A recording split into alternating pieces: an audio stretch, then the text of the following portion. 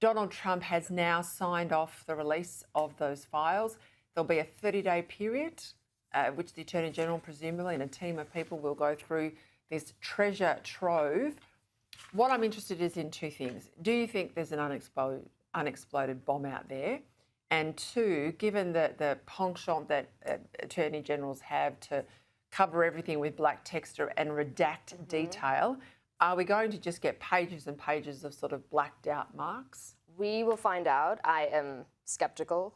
Some would call me cynical because of how the story has gone, that I do think even if a bill passes and it's been signed, as President Trump did, you can redact any unlimited portion of it.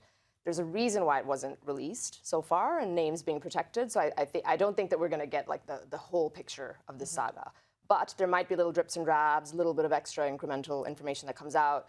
Some names that we've always known that have been implicated have gotten a little bit more clarity around it. Larry Summers, he's resigned from all his positions. Bill Clinton, other names. Former US Treasury Secretary. And former president of Harvard as well. So you might get some people like that who get caught up in the crossfire. I think the bigger thing also is just reshaping the narrative, because this has hurt Trump with his base, and they feel that he has not fulfilled his promise of being very transparent with how this thing was handled so far, and maybe he can turn that around.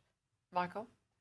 I think it's a diversion from the real issues that are affecting both the United States and the world. But Marjorie Taylor Greene, hey, she got to the centre of US politics by raising this. She's split the president's base. I can't see whose interest this serves. I mean, I think the evil people who were involved in it were justly punished. I suppose exposing Bill Clinton, I'm sorry to use that word, and Larry Summers may have some use, but I think doesn't serve the current period. That's potentially why the Democrats didn't go there. I think there's a lot in there about Clinton and others. Bill Gates potentially, you know, who knows? There have all been names that are thrown around. And of course, it's no surprise that Trump would have known him. I just can't understand why Trump himself was so reluctant, if he has got clean hands, which even a lot of the accusers say he has, why he sort of looked like he was protecting the bad guys. Maybe he's losing his touch. I mean, the things that are happening with the Saudis and with Ukraine are much Well, let's go to the Saudis, because it was a very interesting exchange in the press conference. I think the journalist was from US ABC. Let's have a listen. We've got that grab. Yeah. Your Royal Highness, the U.S. intelligence concluded that you orchestrated the brutal murder of a journalist. 9/11 families are furious that you are here in the Oval Office. Why should Americans trust you? And the same to you, Mr. President. Now, who are you with? I'm with ABC News, sir. You're with who? ABC News, sir. Fake news, ABC fake news. You're mentioning somebody that was extremely controversial.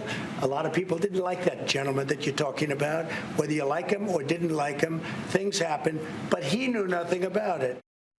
Well, whether you liked him or didn't like him, he didn't deserve to be dismembered with a bone saw machine in the Saudi consulate in Turkey. I mean, very, very uncomfortable. All that's maybe very uncomfortable about sort of corruption and integrity, and there's $1 trillion on the table here from the Saudis to invest in the United States. And I know he says he's not involved in his business, but the entrails of the Trump conglomerate into the Middle East.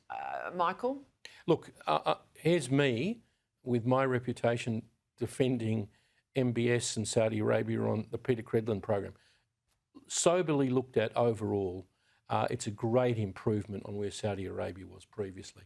Not only can women drive, not only can women drive, but they've opened up to the world. Things are a lot less corrupt and more open and transparent than they were in the past.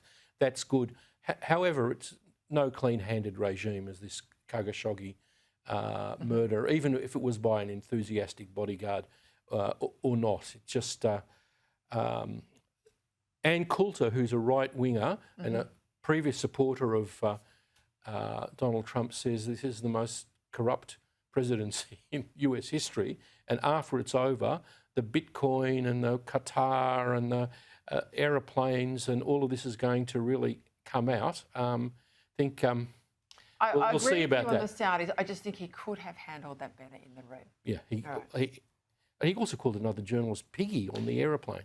We'll leave all of that. That's Donald Trump. Thank you very much.